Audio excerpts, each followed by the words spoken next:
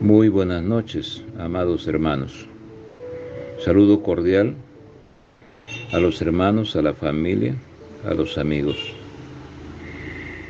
Es las 23:35 del día sábado. Ahora falta un poquito ya para la medianoche. En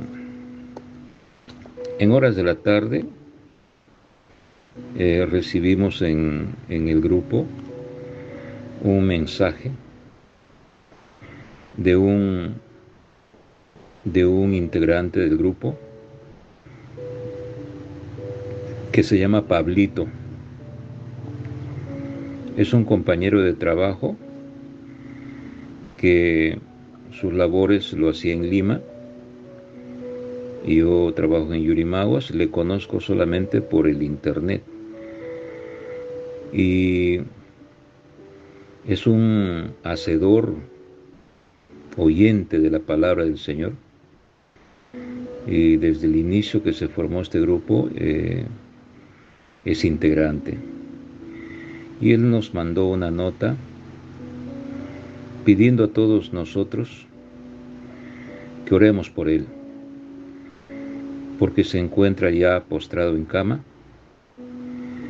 y según el diagnóstico médico ya no podrá caminar y ya tiene su edad, como la mía. Me da la impresión que 68 años, 67 o algo así, y está pidiendo que oremos por él. Cuando estén escuchando esta solicitud, espiritualmente, aún estando con personas alrededor, pongan a disposición su alma, su mente, delante del tribunal de Dios y pidan misericordia para con Pablito, para que el Señor tenga misericordia de él y pueda levantarse, pueda recuperar su salud. Pero la salud más sana que se puede esperar en un creyente en Cristo es la salud completa del alma. Entonces, pidamos en oración en donde quiera que se encuentren, para que Pablito sea tocado por las manos del Señor y pueda restablecerse. Yo no soy partidario de emitir esa orden al demonio: yo te ato y te ordeno que salgas fuera. No lo puedo hacer porque ya uno se adquiere un poquito de conocimiento y no se puede saber por qué permite Dios cuando abre las puertas el enemigo tocar el cuerpo de un creyente. ¿Por qué? Porque no sabemos si el creyente en qué estado se puede encontrar delante de Dios, y yo no soy quien para estar ordenando. En nuestras oraciones hay que pedir que el Señor tenga misericordia de todos nosotros. Amado Padre que estás en los cielos, estamos delante de tu presencia, Señor. Estamos en tu tribunal, pidiéndote, Señor, que a través del poder de la plenitud de tu santidad tengas misericordia, Señor, de Pablito. Mira, Señor, que él ha estado, Señor, abriendo su corazón, escuchando tu palabra, y muy de seguro, Señor, que aprendió mucho del conocimiento de tu palabra plasmada en las Sagradas Escrituras. Señor, nosotros te pedimos en lo más profundo de nuestro corazón que tú, Señor, le des una oportunidad más en la extensión de su vida, Señor, en esta tierra, Señor, pero siempre, Señor, con un propósito de expandir tu palabra, de enseñar tu palabra a otras personas. Es lo único y lo más importante que existe en este mundo. Perdona, Señor, si te hemos ofendido en nuestra mente, en nuestro caminar. Perdona, Señor, nuestros pecados. Ten misericordia, Señor, de todos nosotros. Te pedimos también que tú extiendas tu misericordia, Señor, a todas las personas que en este momento están sufriendo males en sus cuerpos, o que tengan alguna enfermedad, Señor, que los médicos lo hayan desahuciado. Tú eres un Dios todopoderoso, y para ti nada es imposible. Por eso te pedimos, Señor, ahora por Pablito.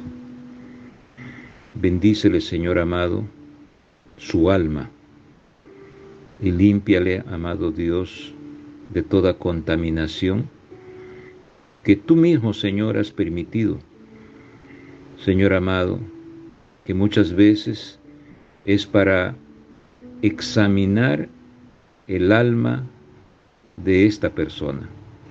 ¿Cómo está?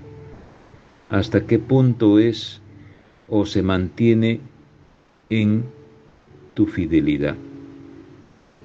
Amado Dios, empezamos, Señor, esta enseñanza con esta oración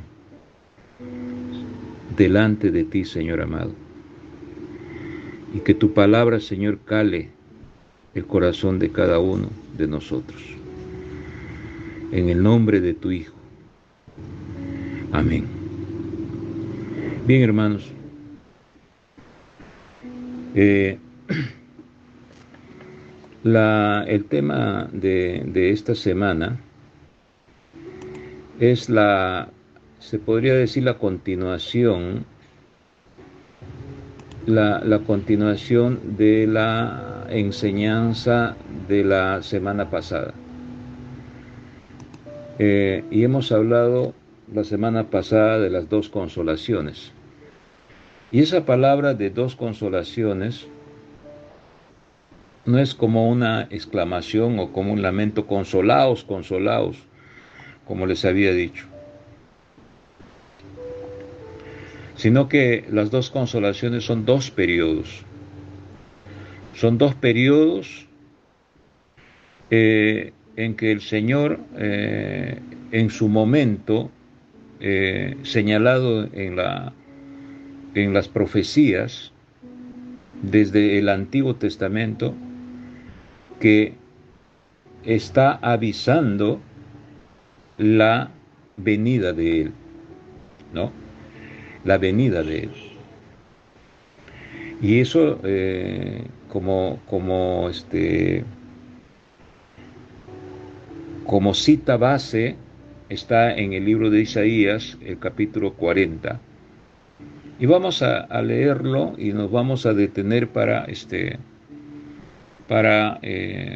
discernir la palabra del Señor y aprender un poquito más de su conocimiento. Estamos cumpliendo en este momento lo que Dios desea para cada uno de sus hijos. ¿Qué cosa es lo que desea? Desea misericordia y desea conocimiento para con Él, de nuestra parte para Él, ¿no? Muchas veces nosotros pedimos misericordia para Él, pero Él también pide misericordia de nosotros para Él. Y esa palabra misericordia significa, en lo profundo de su origen de esta palabra misericordia, significa respeto. Entonces nosotros tenemos que tener respeto de lo que Dios está haciendo a nuestro favor, porque todos sabemos que estamos destituidos de la gloria de Dios.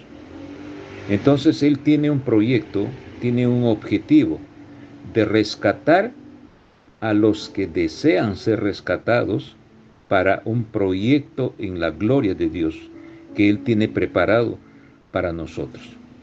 Isaías 40, del versículo 1, dice así: consolaos, consolaos, pueblo mío, dice vuestro Dios, y hablad al corazón de Jerusalén, decidle a voces que su tiempo es ya cumplido, que su pecado es perdonado, que doble ha recibido de la mano de Yahweh por todos sus pecados. Versículo 3. Voz que clama en el desierto, preparad camino a Jehová, enderezad calzada en la soledad, y se manifestará la gloria de Jehová, y toda carne juntamente la verá, porque la boca de Jehová ha hablado. Vamos a detenernos en este versículo 3 y 4 de Isaías 40. ¿Le es familiar la palabra voz que clama en el desierto? ¿Le es familiar esta palabrita? Lo escuchamos nosotros en el Nuevo Testamento, lo leemos en el Nuevo Testamento, cuando se refiere a Juan el Bautista.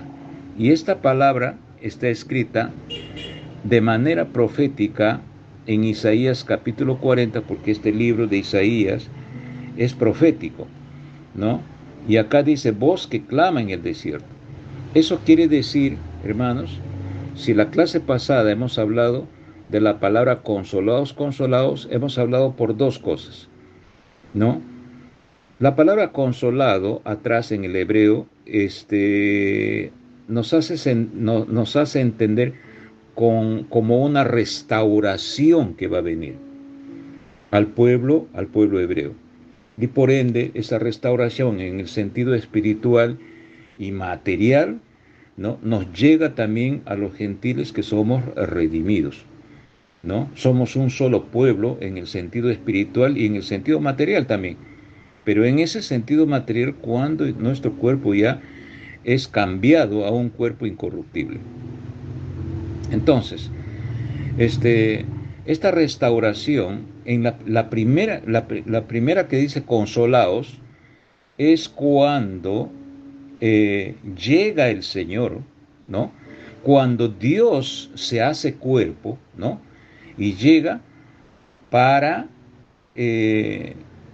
abrigar a los oprimidos, dice, por causa de este pecado, ¿no?, que nosotros tenemos, una necesidad que teníamos que nosotros acercarnos a Dios, y el Señor viene en cuerpo, o sea, Dios viene en cuerpo para que se instaure el ministerio de la reconciliación, porque Dios quiere reconciliar con el ser humano que antes era enemigo, que ya no le quería ver porque había pecado, porque Adán y Eva habían sido descartados del paraíso, y Dios le extendió la carta de divorcio.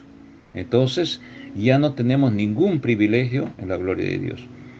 Pero por la misericordia del Señor, por la misericordia de Él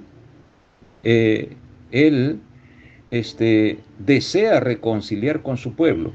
Pero para Él hacer esta acción de reconciliar, ha tenido que pasar cientos de años mostrándole a su pueblo, amados hermanos, a través de códigos a través de hechos históricos, a través de comportamiento de los seres humanos, a través de los nombres, a través de nombres geográficos, a través de conductas, a través de profecías, todo eso un camino de la forma como iba a llegar Dios en cuerpo. Y aún así, ya nosotros hemos hablado en el Antiguo Testamento que Dios también se corporeaba, ¿no? Visiblemente ante los hombres en el Antiguo Testamento cuando se refiere al ángel de Jehová. Este ángel de Jehová tenía una autoridad en sí mismo, ¿no? Entonces, cuando le pregunta el futuro padre del que iba a ser de Sansón, ¿no? Este ángel se presenta y el padre de Sansón le dice, ¿cómo te llamas? Y el ángel de Jehová le dice, admirable. Entonces, ¿quién era el admirable? El admirable era Dios mismo. Entonces también se manifestaba en el Antiguo Testamento. Entonces, hermanos, en el libro de Isaías se escribió aproximadamente, calculando 700 años antes de Cristo. Y ya se veían las profecías de esta venida de la primera consolación, ¿no? De la primera restauración. Entonces aquí ya está profetizando que iba a ser anunciado, ¿no? ¿No? Iba a ser anunciado la llegada de Dios. Recuerdo yo una vez en las historias medievales hay una costumbre. Hay una costumbre que muchas veces nosotros lo ejecutamos por nuestros propios instintos, ¿no? Por nuestros propios instintos, cosa de que ya eso es ya una sombra de lo que ya existe en el Señor. Miren ustedes, en los tiempos medievales, ¿qué cosa había? Había rey, habían castillos, había soldados y había espadas, ¿no? Y había sacerdote que estaba dentro del castillo, etcétera, etcétera. Y bueno, entonces cuando se nombraba, cuando había un rey o se nombraba un rey, salía un mensajero. Salía un mensajero que era un caballero, ¿no? A caballo, montado a caballo, y salía por todos los cantos del país y se iba, vamos a decir, distritos, provincias, a caballo y anunciaba, ¿no? Que viene el rey, que viene el rey y que viene el rey. Entonces cuando llegaba el rey, entonces el mensajero dejaba de ser el mensajero. ¿Por qué? Porque el rey había llegado. Es una costumbre histórica, ¿no? Entonces, y eso se plasma, no igualito, se podría decir, ¿no? Pero es una enseñanza cuando sale primero un mensajero a anunciar que viene el rey, ¿no? Que eso lo vamos a leer de aquí después de esta explicación, que viene el rey. Y van a notar ustedes que no es coincidencia, sino es voluntad de Dios, de que una vez que llegó el rey, Juan el Bautista se desaparece. Ya sabemos la historia, ¿no? Que lo cortan, lo decapitan para satisfacer los caprichos de la sobrina o, o de la familia del linaje de Herodes en una fiesta, ¿no? Entonces, eso fue también una profecía. Entonces, el anunciador era Juan el Bautista, el que anunciaba que ya viene el rey, y ya viene el rey. Por eso es que acá dice en el versículo 3 de Isaías 40, voz que clama en el desierto. Ahora, ¿qué cosa es lo que dice? Preparad camino a Yahweh, ¿no? Y acá dice, enderezad calzadas en la soledad. Esta es en la versión Reina Valera. Enderezad calzada en la soledad, ¿no? Y y se manifestará la gloria de Jehová y toda carne juntamente la verá. A ver, voz que clama en el desierto, preparad camino a Jehová, enderezad calzada en el desierto. Versículo 4. Todo valle será alzado, y bájese todo monte y collado, y lo torcido se enderece, y lo áspero se allane. Y se manifestará la gloria de Dios, la gloria de Yahweh, y toda carne juntamente la verá, porque la boca de Yahweh ha hablado. Fíjense, hermanos, que aquí claramente, cuando nosotros somos asiduos lectores de la palabra del Señor, claramente vamos a entender que Isaías estaba ya profetizando la venida de Yeshua HaMashiach, la venida de Jesucristo. Miren todo lo que iba a suceder.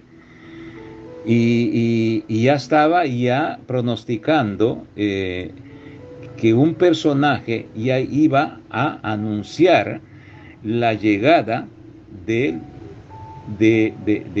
Yahweh. Pero si nosotros leemos de una manera común, no lo vamos a entender. No le vamos a entender. Enderezad calzada en la soledad. Todo valle será alzado y bájese todo monte y collado, y lo torcido se enderece y lo áspero se allane. No lo vamos a entender. Pero cuando nos vamos al origen, que es la gramática hebrea, acá dice enderezad calzadas en la soledad. ¿Pero qué podemos entender de soledad?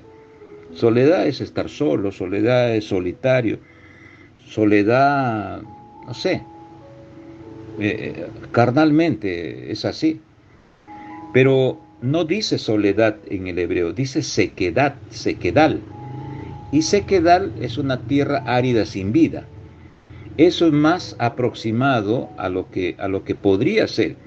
Pero ¿por qué el traductor le pone soledad? Enderezad calzadas en la soledad. Vean, hermanos, no tiene sentido. Pero, ¿qué cosa es sequedal? Viene a ser tierra árida sin vida. Entonces diría, enderezad calzadas en la tierra árida sin vida. Eso sí para mí tiene sentido, ¿no? A nuestro Dios. Ahora, ¿qué dice acá? Todo valle sea alzado y bájese todo monte y collado. ¿Qué se refiere a esto? Y acá ya se sobreentiende un poco ya más entendible, y lo torcido se enderece y lo áspero se allane. Pero todo valle sea alzado y bájese todo monte y collado, esto no lo entendí, en tanto que uno no se va al original, no entiende el fondo del asunto espiritual que está escrito esto. ¿Qué quiere decir todo valle sea alzado y bájese todo monte y collado? Vean ustedes, hermano. Cuando ustedes ven una superficie llana, muy bien, vamos a imaginar, porque no tenemos una pizarra, estamos en un audio, no me pueden ver, vamos a imaginar que vamos a hacer un trazo en la pizarra de 20 centímetros, ¿no? Con el plumón hacemos una raya. Y luego, esa sería la superficie de nuestro camino. Y luego hacemos una hendidura, ¿no? Una hendidura para abajo, ¿no? Una hendidura para abajo y lo doblamos en sentido circular para llegar a la otra punta de la superficie, de 30 centímetros. Como si fuese una hendidura a mitad de círculo. Y después que llega ese punto a la superficie, alcemos nosotros y agarremos el plumón y lo llevemos un poquito más arriba, a unos 30 centímetros arriba, y lo bajemos nuevamente al nivel de la superficie. Es como que si fuese una S, ¿no? Entonces, ¿qué pasa? Esa línea del primer 20 centímetros que han hecho vayan directo y jalen con el plumón hasta el final. Entonces van a ver la primera curva para abajo y la otra curva para arriba. Entonces, esto es lo que se refiere aquí. Esto es lo que se refiere aquí, que la parte de abajo es un código que está señalando que cuando llegue el Señor va a encontrar personas, por decir, sin identidad, ¿no? Van a encontrar personas humilladas, van a encontrar personas depresivas, van a encontrar personas que tienen vacíos en el alma sin ningún horizonte, sin ningún horizonte. Entonces, cuando llegue esta restauración, ¿no? Con Yoshua Hamashiach, esa parte hundida se va a poner en el nivel del camino, en el nivel en línea recta. Lo va a restaurar, dice. Lo va a restaurar. Y luego, esa parte que está arriba, que sube, es una colina, pero es un símbolo de altivez, es un símbolo de orgullo en el sentido pues negativo, ¿no? No me siento orgulloso, pero no, en el sentido de orgullo, de pecado, de soberbia, ¿no? Entonces, eso de ahí lo va a bajar y lo va a poner en el nivel de la superficie. ¿Cómo va a hacer esto? El Señor viene con ese objetivo, ¿no? Con su sacrificio. Entonces, por medio de ese sacrificio, esa persona que ha estado eh, sin sentido de vida, sin horizonte de vida, lo va a poner en el nivel de Él, ¿no? Yo soy el camino, dice. Yo soy la verdad y yo soy la vida. Lo va a poner en el camino de donde Dios camina. Porque dice, Él es el camino. Entonces yo voy a caminar en ese camino. Voy a restablecer, ¿no? Entonces voy a poner mi personalidad. Voy a adquirir una personalidad equilibrada espiritualmente hablando, ¿no? Y voy a ser una persona especial. ¿Por qué? ¿Cómo me voy a mantener en eso? Porque va a entrar en mí el poder de la plenitud de la santidad de Dios. ¿Ya? Esto también he aprendido porque esta palabra de Espíritu Santo, no tiene sentido. ¿Por qué? Porque esta palabra Espíritu Santo ha venido arrastrando toda la Iglesia Católica y los concilios que han creado y le han dado nombre a ciertos elementos de los misterios de Dios para que el hombre pueda entender. Total en hebreo, esta palabra, la plenitud del Espíritu Santo, es pues lo que se, perdón, de nuevo, el, el Espíritu Santo sería el poder de la plenitud de la santidad del Señor. Entonces, cuando eso ingresa en nosotros, la persona que ha estado abajo en su personalidad, que ya no tenía su vida ni una razón de ser, entonces lo pone, con ese poder, el Señor lo pone en el nivel, ¿no? En el nivel. Y aquel que ha estado soberbio y que es el altivo, ¿no? El altivo, ¿no? Por ejemplo, se puede, un ejemplo, ¿quién podría ser una colina alta de altivez? Podría ser Mateo, el cobrador de impuestos, un soberbio, ¿no? Que cobraba impuestos del Imperio Romano en contra del propio pueblo hebreo, siendo él hebreo. Entonces el Señor, en el momento que va a escoger a sus discípulos, Él lo escoge y le dice, ven, Dios le llama. Entonces cuando el altivo se da una oportunidad y un poquito de espacio de escuchar la voz de Dios, esa persona puede desaparecer su altivez, su colina, y puede ponerse también en el mismo nivel, en línea ya recta, para que camine por las sendas de Dios, por las sendas de Yahweh. ¿Entendido, hermanos? Este pedacito me ha encantado de este versículo porque lo he entendido. Entonces, ustedes también van a absorber esta enseñanza y yo particularmente, esperando que ustedes también, yo me quedo contento cuando yo entiendo esto y me fortalezco más, me afianzo más a las cosas del Señor. Vamos a leer nuevamente Isaías 40, versículo 4. Todo valle, miren ustedes, sequedal, tierra árida sin, enderezad calzadas en el sequedal, tierra árida sin vida. Entonces, cuando todos estamos en pecado, hermano, estamos sin vida, estamos destituidos de la gloria de Dios. Espiritualmente para Dios estamos muertos, no tiene ningún valor. Porque si el Señor no hubiese venido, nosotros estaríamos destinados para el infierno, destinados para el tormento eterno. Y eso es estar muerto en espíritu. El alma no muere nunca, pero espiritualmente estamos muertos porque no hemos alcanzado vida para la gloria de Dios. Entonces, por eso que aquí está diciendo sequedal, que es una tierra árida sin vida. No tiene sentido nuestras vidas sin Dios. Entonces Dios viene y llama, ¿no? Dice el versículo 4, todo valle será alzado. Mire, ve, todo valle que ha estado debajo será alzado a su nivel, y bájese toda montaña y collado, y esa montaña se va a bajar y se va a quedar en el nivel recto. ¿Entienden, hermanos? Y acá dice, y lo torcido se enderece, y lo áspero se allane.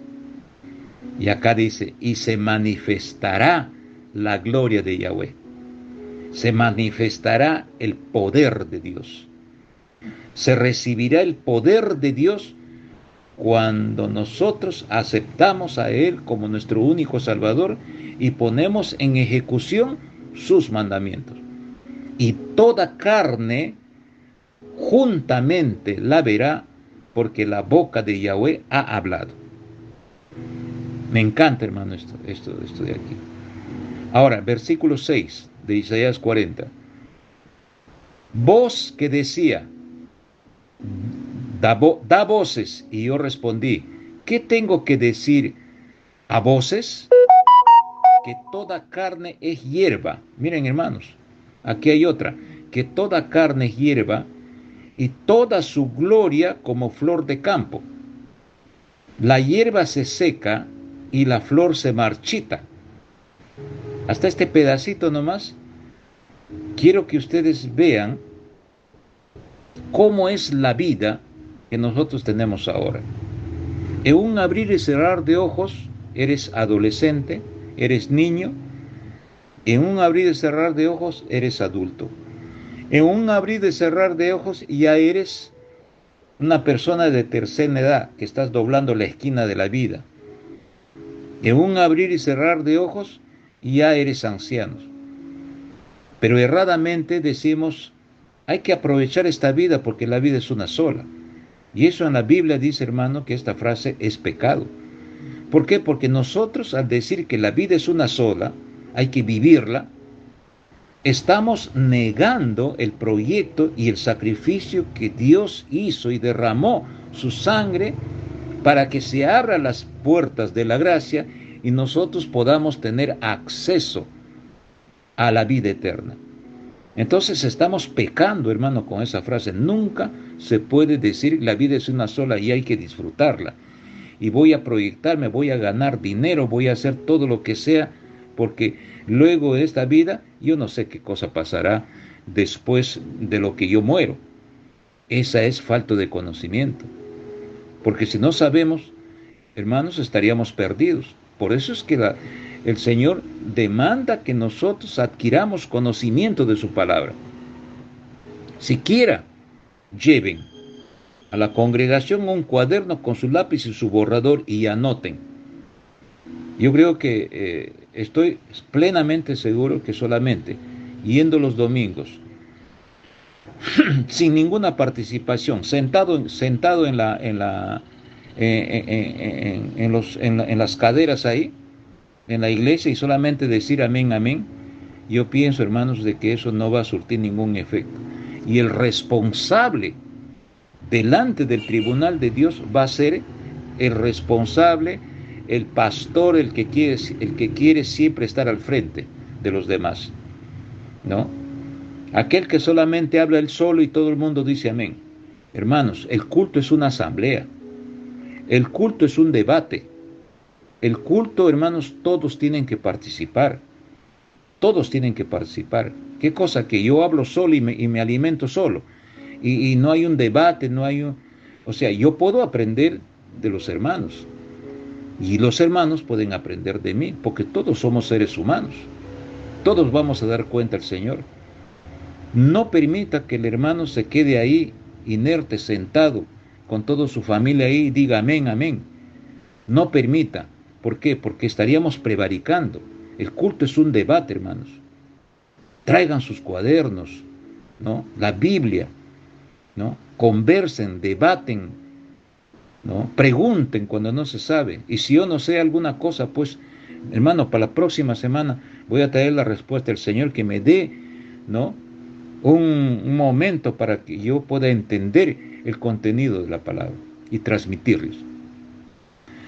Entonces, la hierba seca, hermanos, es la vida que nosotros tenemos y toda su gloria como flor de campo. Mírenme, la gloria del hombre es como la flor del campo, ¿no? En un momento está verde, nació la plantita, salió la flor y de un momento a otro pasa el sol fuerte y se marchita.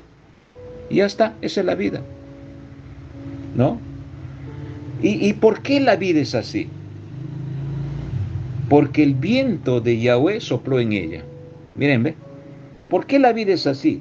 Acá dice, porque el viento de Jehová sopló en ella.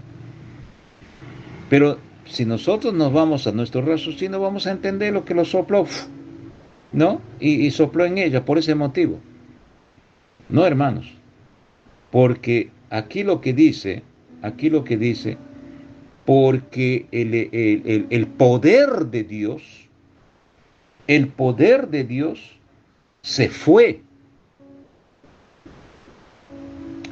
de la vida del hombre.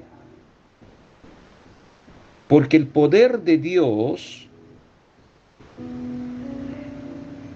pasó al otro lado de él, ¿no? Como es poder, y este poder es invisible, traspasó el cuerpo del hombre y salió de él, y el hombre perdió toda su garantía de mantenerse vivo en aquellos tiempos que el Señor, antes del pecado de Eva, el Señor tenía un propósito para Adán.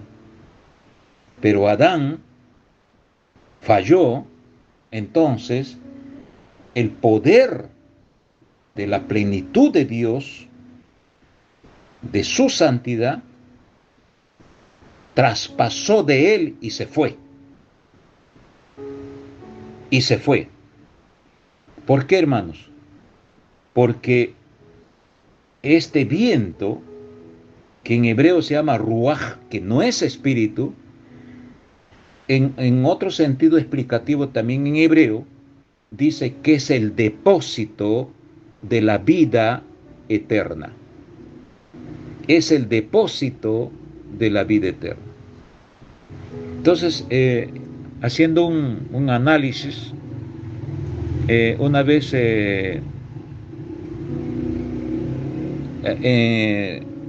di una enseñanza, si ustedes tienen guardado ahí las grabaciones, lo he titulado como la apostasía. Entonces, la sana doctrina, hermanos, comenzó cuando el Señor se fue, dejó a los discípulos, ¿ya? Y la sana doctrina avanzó hasta aproximadamente 200 años después de Cristo. 250 años después de Cristo, viene una corriente que se le llama cristianismo y toma posición, ¿no? Toma posición una doctrina mezclada con paganismo y otros acontecimientos que un emperador romano, los últimos ya, cuando ya se acaba este imperio, ¿no? Constantino, no sé si Constantino el Grande, soñó con una cruz, ¿no? Y él se sintió que estaba siendo revelado por el Señor. Ahí es que se dejaron de perseguir a los cristianos y se junta una serie de doctrinas ahí, y de ahí sale ya lo que se conoce como religión católica. Entonces, el depósito de la vida eterna, el poder de Dios, yo tengo la impresión, y puedo estar seguro, como que ahí empieza la, la, la apostasía. Empiezan a darles nombres diferentes a términos que no deberían de haber sido modificados del hebreo, ¿no? Entonces, hermanos, por ejemplo, la Trinidad no existe, no existe en la Torá, porque la naciente de los mandamientos y la voluntad de nuestro Señor viene de la Torá. Y van a ver ustedes de que cuando leen el Nuevo Testamento, todo lo mencionan en la Torá. Las profecías vienen de la Torá y todo lo mencionan. Entonces, no vayan a pensar de que el Nuevo Testamento es algo diferente, sino se correlaciona entre ellos, entre los dos estamentos históricos, hechos reales, espirituales, se encaja. Muy bien. Entonces, hermanos, tengamos presente esto, de que el hecho mismo de que el poder de la plenitud, el Señor sopló en él, en el cuerpo de la persona, entonces ya entendemos que salió del cuerpo de la persona, que traspasó el cuerpo de la persona, este ruá, ¿no? Que es depósito de la vida eterna, salió de ese cuerpo y este cuerpo perdió el privilegio. Entonces ahora con esta restauración que estamos hablando de la primera consolación, que es restauración, viene nuevamente, pero con todo este proceso del sacrificio del mismo Dios, viene nuevamente que a los que tienen ese libre albedrío, ¿no? Entonces van a recibir nuevamente este poder de Dios, esta fuente, este depósito de la vida eterna, ¿no? Entonces eso es lo que se llama la salvación del alma. No más queda la responsabilidad férrea de que nosotros nos mantengamos firme de lo que hemos creído para seguir adelante. Amén, hermanos. Entonces, dice, ciertamente como hierba es el pueblo. Versículo 8, estamos en el Isaías 40. 8, sécase la hierba, marchítase la flor. Pero acá dice, más es equivalente a pero. Mas la palabra de Dios nuestro permanece para siempre. Permanece para siempre. Entonces, esta palabra, hermanos, esta palabra, la palabra de Dios, la palabra en sí, palabra, en hebreo significa dabar, perdón.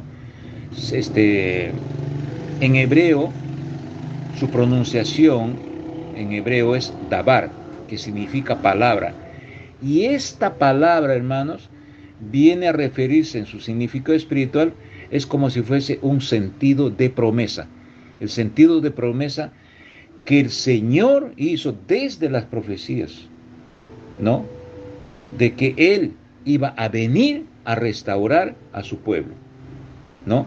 Entonces, en el fondo del fondo, va a dejar su palabra, el dabar, en el corazón de cada uno de nosotros, que tiene poder, que es depósito para la vida eterna, depósito de la vida eterna. Qué interesante, hermanos. Miren ustedes, y para corroborar el versículo 7 de Isaías 40, miren lo que dice en Salmos 103, del versículo 15 al 18. El hombre como hierba son sus días, florece como la flor del campo, que pasó el viento por ella y pereció. Miren, ve, acá dice también viento. No, en hebreo sería que pasó el ruá por ella, ¿no? Y pereció.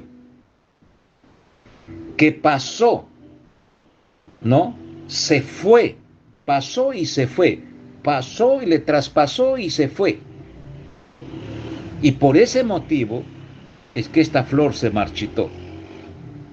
Por eso es que nosotros, hermanos, andamos marchitados, por nuestra condición de pecado.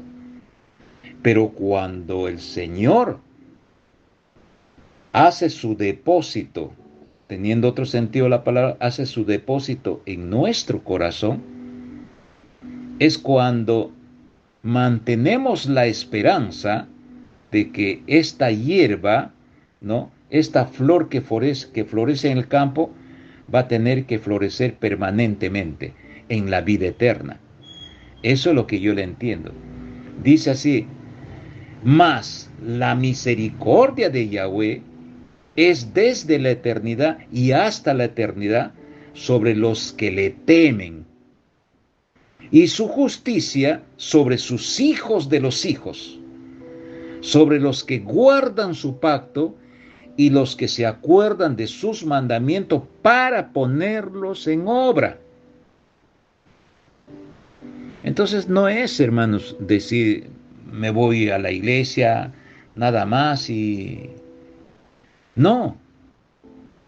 Muchos, a veces estoy tomando una declaración a una persona y,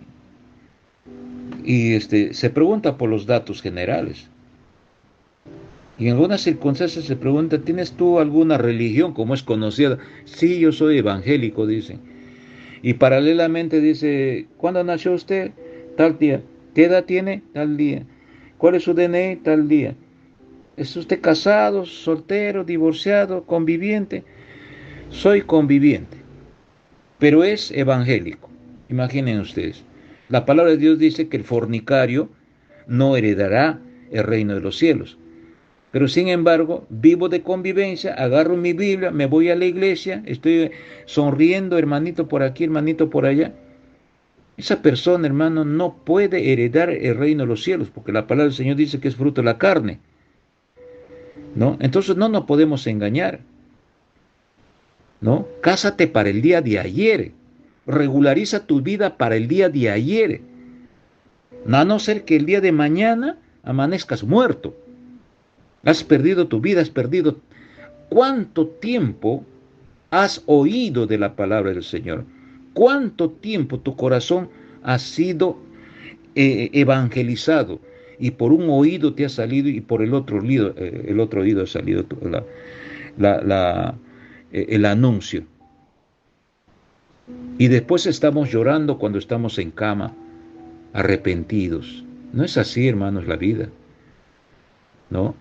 Cuanto menos tenemos problemas, cuanto menos estamos estamos sanos, estamos prósperos, no nos pasa nada, nuestros hijos están bien, en ese momento mucho más tenemos que servir al Señor. No, pero al contrario, la persona cree que yo estoy bien bendecido porque no me pasa nada. No, hermanos, es una señal contraria. Cuanto menos les pase algo, ¿no? Por eso que dice, no te sucede nada, algo te va a suceder, algo te viene. Entonces mejor, hermanos, en las buenas, en las malas, en las luchas, en las tristezas, en las pruebas, Siempre tenemos que estar guardando los mandamientos de nuestro Señor. Siempre. Versículo 9 del 40. Súbete sobre un monte alto, anunciadora de Sión. Levanta fuertemente tu voz, anunciadora de Jerusalén. Levanta, no temas, di a las ciudades de Judá. Ved aquí a nuestro Dios.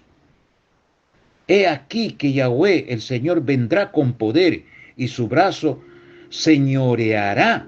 He aquí que su recompensa viene con él y su paga delante de su rostro. Como pastor, apacentará sus rebaños. En su brazo llevará los corderos y en su seno los llevará, pastoreará suavemente a las recién paridas. Esto está como que si en la profecía le está diciendo Juan el Bautista, súbete sobre ese monte alto y anunciación. Levanta fuertemente tu voz, Juan el Bautista, que tú eres el anunciador de Jerusalén. Levanta, no temas. Di a las ciudades de Judá, vete aquí a Dios nuestro, etcétera, etcétera.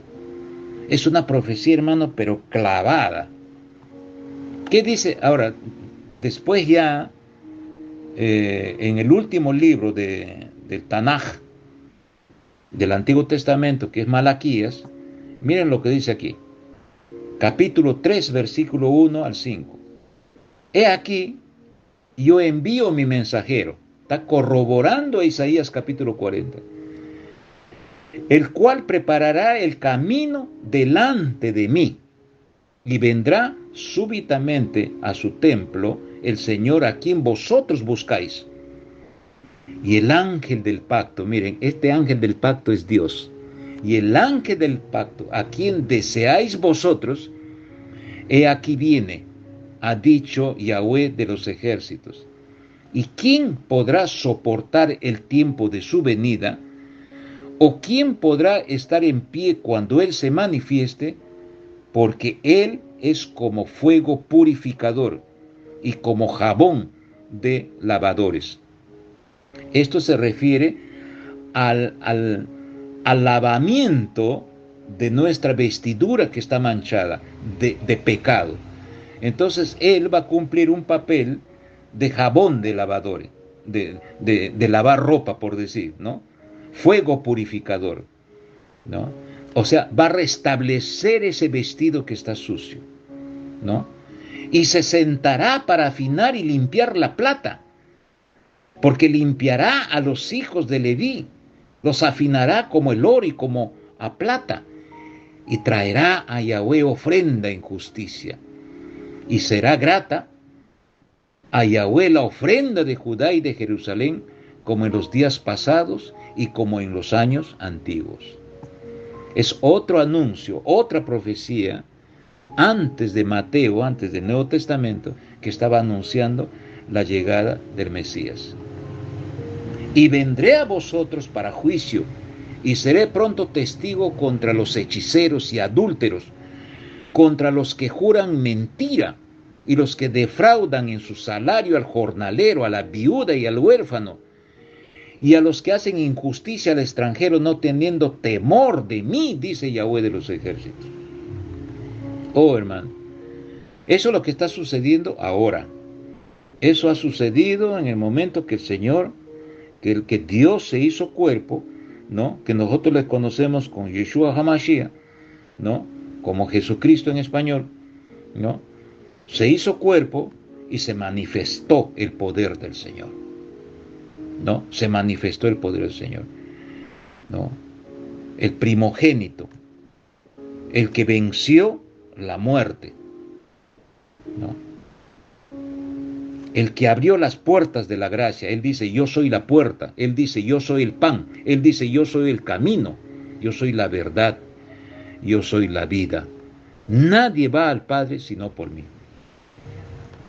Ahora vamos directo ya. Nació el anunciador, ¿no? Mateo 3, versículo 1 y siguiente, vamos a ver. Por esos días llegó Juan el Bautista predicando en el desierto de Judea. Ahí está. Ya la profecía se cumple literalmente con el nacimiento de Juan el Bautista. Y Juan el Bautista nace 6 meses antes del nacimiento de Jesucristo, ¿no? 6 meses. Y 6 meses sale el mensajero a anunciar la palabra. ¿Me entienden, hermanos? Muy bien. Por esos días llegó Juan el Bautista predicando en el desierto de Judea. Mateo 3, versículo 1 y siguientes. Porque este es aquel de quien se habló por medio del profeta Isaías. Está escribiendo Mateo, imagínense, Mateo ya en el Nuevo Testamento, ratificando lo que Isaías había escrito. Versículo 3. Voz que proclama en el desierto, preparen el camino al Señor, allanen sus sendas. Ni para decir, hermano, que esto es mentira. El mismo Mateo, después de 800, 900 años, qué sé yo, en ese momento, con cuestión al tiempo, está reafirmando que Juan el Bautista es aquel que estaba hablando Mateo en Isaías capítulo 40. Versículo 3. Y él, Juan, tenía una vestidura de pelo de camello y un cinto de cuero en su lomo, y se alimentaba con langostas y miel silvestre. Y miel silvestre. En aquel tiempo acudían a él de Jerusalén, de toda Judea y de toda la región alrededor del Jordán. Y confesando sus pecados, él los bautizaba en el río Jordán. Pero cuando vio que muchos de los fariseos y de los saduceos acudían para que los bautizara, les decía, camada de víboras, ¿quién les enseñó a huir de la ira que vendrá?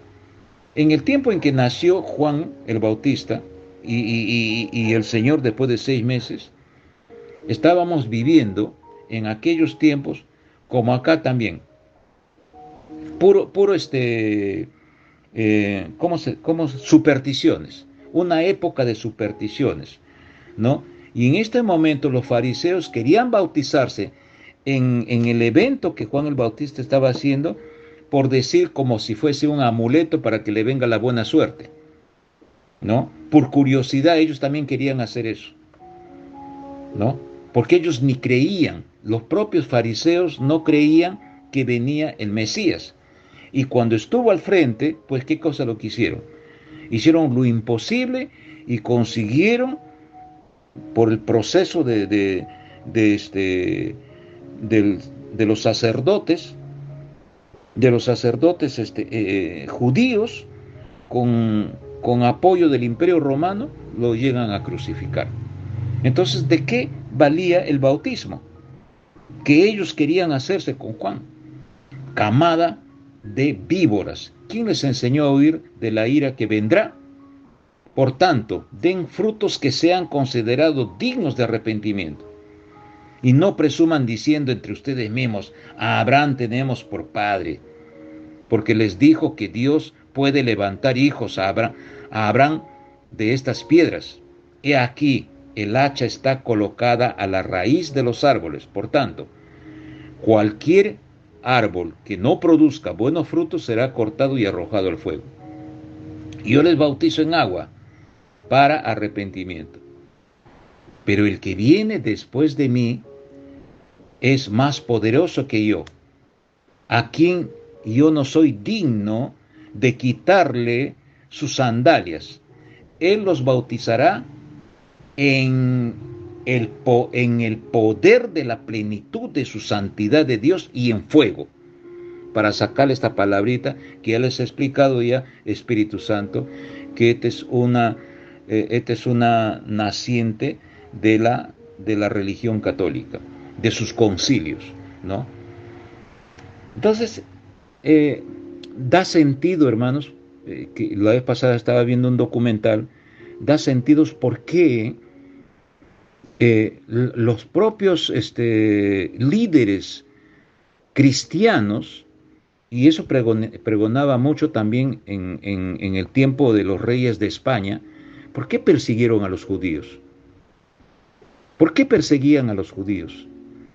Los propios de la religión católica, ¿por qué le perseguían a los judíos? ¿Y saben por qué, hermanos? Porque ellos, ¿no? Al considerarse cristianos, entre comillas, le odiaban a los judíos porque los judíos, en representación de fariseos, mandaron a matar al Señor, ¿no? Y dijeron que caiga esta maldición sobre nuestra cabeza, ¿no? Que caiga su sangre sobre nuestra cabeza. Nosotros queremos matarle porque este se está calificándose de Dios. Por un lado, se estaba cumpliendo la propia maldición que los judíos habían hecho sobre su cabeza. Y al mismo tiempo había una corriente de la propia religión católica que había una especie de odio, ¿no? Carnal, histórico, ¿no? De que al ser cristianos, como esto le han mandado a matar, entonces vamos a arrasar con ellos. Y eso es lo que ha sucedido y hasta ha llegado al extremo de que han perdido su país, el pueblo hebreo, ¿no? Israel. Y lo han recuperado, ¿no? En el año de 1945, si no me equivoco. Lo han recuperado. Entonces, ¿qué hace? El catolicismo se apodera de la institución, yo le llamo institución oscura, que se llama la apostasía, porque lo han transgiversado, y tal es así, hermanos, de que en el tiempo histórico, del tiempo de la Iglesia Católica y su papado, alguna vez ustedes han escuchado, ¿no? Por eso es que no abren la palabra del Señor, por eso es que no enseñan la palabra del Señor, ¿no? No abren, no tocan nada de lo que es el Antiguo Testamento, no tocan nada de la Torá, no tocan nada de eso, hermanos. Apenitas sacan un pedacito por aquí, un pedacito por allá, ¿no? Y lo embalinan, pero mayormente tocan el Nuevo Testamento. Y hoy en día ya ni lo tocan ya. Ahora el Nuevo Testamento tiene menos valor que las encíclicas del Papa. Ahora lo máximo de ahora, hoy en día, es las encíclicas del Papa, ¿no? Entonces, imagínense, hermano, o sea, las Sagradas Escrituras, cuando yo pregunto a algunos amigos que son de la religión católica, que se podría decir, tienen dudas y muchos no creen en las Sagradas Escrituras, pero sí creen en el Papa. Miren ustedes las consecuencias de todo este asunto, de todo este problema. Muy bien, ya terminamos. Vamos a leer 1 de Juan 2, capítulo 3, 6. La pretensión de esta enseñanza, hermanos, es la primera consolación de la forma como viene el Señor, su proyecto, Juan el Bautista, ¿no? Qué cosa lo que va a suceder, ¿no? Con estos códigos del valle que se pone en su lugar y de la colina, o sea, la altivez del hombre baja, ¿no? Cuando uno quiere entregar su vida al Señor. Esa es la primera consolación o la restauración, la primera restauración, ¿no? Y la segunda es cuando se adquiere el cuerpo incorruptible de lo que el Señor había prometido. Vamos a terminar con esta lectura. Primera de Juan 2, versículo 3, 6. Y en eso sabemos que lo conocemos, si guardamos sus mandamientos. Pero el que dice que lo conoce y no guarda sus mandamientos es un mentiroso, y la verdad no está en él. Pero el que guarda su palabra, en este verdaderamente el amor de Dios se ha consumado. Y por esto sabemos que estamos en él. El que dice que está en él debe andar como él anduvo. Si en este momento, hermanos, no te encuentras en ese grado de conducta, de personalidad, de identidad con el Señor, y estás vivo, y tus oídos están abiertos, entonces se entiende. Hay una frase que dice, el que tiene oído, oiga. Pero en hebreo dice, el que tiene oído, entienda. ¿Entiende? Entienda. Estás con vida. Tienes oportunidad de que tú mismo sabes en tu vida, en tu mente sabes, Señor, yo estoy frío. Estoy más que helado, estoy ya bajo cero ya. Hay países por ahí, por Rusia, que viven bajo cero. Yo estoy en ese grado espiritual, Señor. Estoy tibio, Señor, mucho peor todavía porque tú me vomitas de tu boca. Estoy mal, ¿no? A veces voy, a veces no voy. A veces de repente pierdo mi trabajo y me voy a aparecer en la iglesia. Ayúdenme a orar porque he perdido mi trabajo. O recién porque me he enfermado, recién voy a pedirle al Señor. Hermanos, es una hipocresía tremenda, ¿no? Entonces el Señor aquí en 1 Juan 2, 3, 6 arenga esto. En, enderecemos nuestros caminos, ¿no? El que dice que está en Él debe andar como Él anduvo. Controla tu lengua, controla tu boca. Si antes hablabas groserías, ahora deja de hablarlos, porque vas a rendir cuentas delante de Dios las palabras abruptas y groseras, ¿no? Abominables, vomitables, que hablas pero te dices que eres cristiano. No es así la vida de un cristiano. Limpia tu alma y compórtate como tal, como buen creyente en el Señor, delante de los testigos que te rodean, ¿no? Tratando de cuidar, de vigilar tu caminar. Andar como Cristo anduvo es vivir como Cristo vivió. ¿Cómo fue que Cristo anduvo en su humanidad? La respuesta es que Cristo anduvo en obediencia, uno, en santidad, dos, y en dependencia a Dios, ¿no? Entonces debemos de obedecer lo que dice el Señor para que nuestra conducta en el diario vivir sea de santidad y constantemente tenemos que estar preparados y ser dependientes de Dios, ¿no? Nosotros recibimos nuestro ejemplo perfecto del varón perfecto que es Yeshua HaMashiach. Amados hermanos, de lo poco que he aprendido, un granito de arena, les estoy transmitiendo para que nos edifiquemos en conjunto y estemos preparados. Miren ustedes esa olimpiada, hermano, un absurdo. Miren cómo se manifiesta el mundo ahora.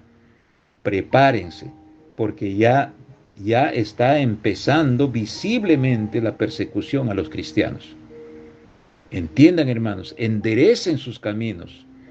Compórtese, compórtese de tal manera que se sientan seguros de que el Señor les está viendo, porque el Señor sabe nuestras mentes para ser de una manera constante, agradable delante de la vista del Altísimo.